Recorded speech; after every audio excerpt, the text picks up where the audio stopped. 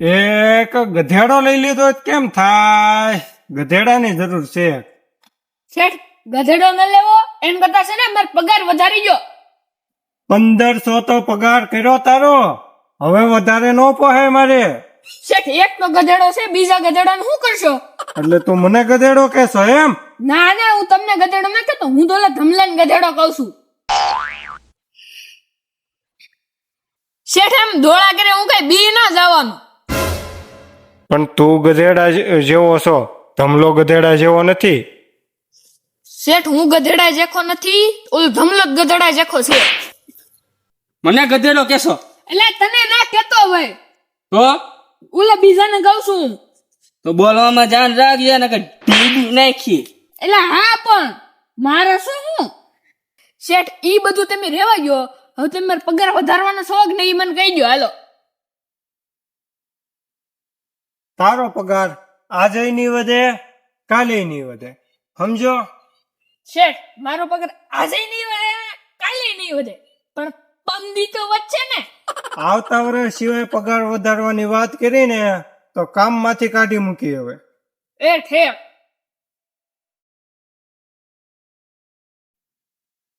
હવે હું તમને જોઈ લે. અહીંયા એક જ ને ઓ જોવે ઈ કા આઈન પાસે કા આઈન પાસે. આઈન પા હોય તો આઈન પા જોઈ આવજો. આજ તે ચેડિયા તું ક્યાં વ્યો જો છે આંબો? અહીંયા એક જ તે હશે.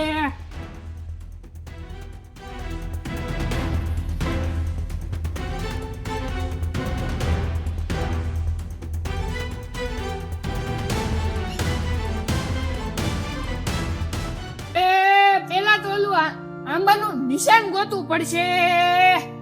ક્યાં હશે આંબાનું નિશાન?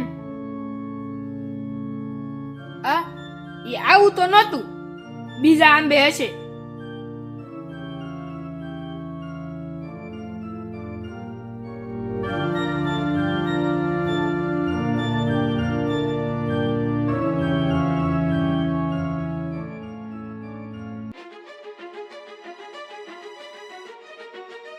મારા અંદાજથી તો આજ તે આંબો હો જોવે.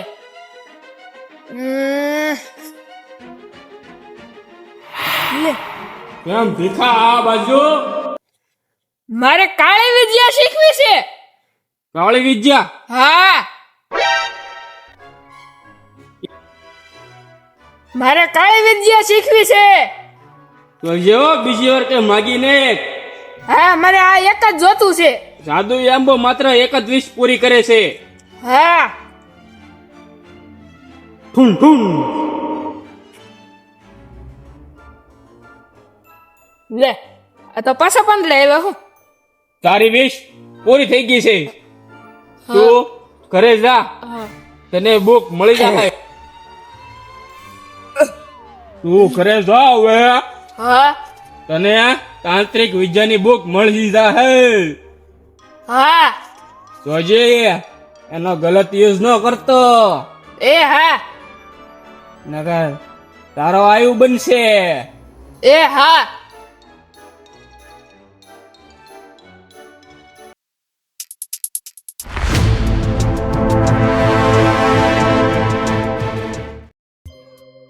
ઓમ ફટકાટ ફટકાટ ફટકાટ ફટકાટ ફટકાટ.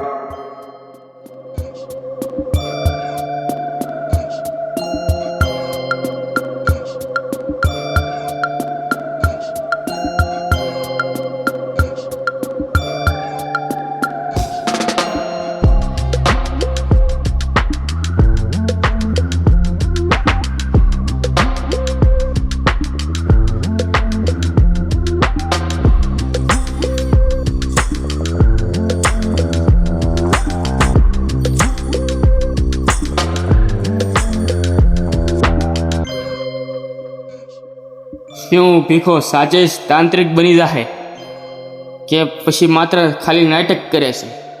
જો ભીખો તાંત્રિક બની ગયો હોય તો સૌથી પહેલા પ્રયોગ કોના પર કરે? ના ભીખો પૂતળા સાથે શું કરે છે જાણવા માટે જોતા રહો ધમો ને કમો.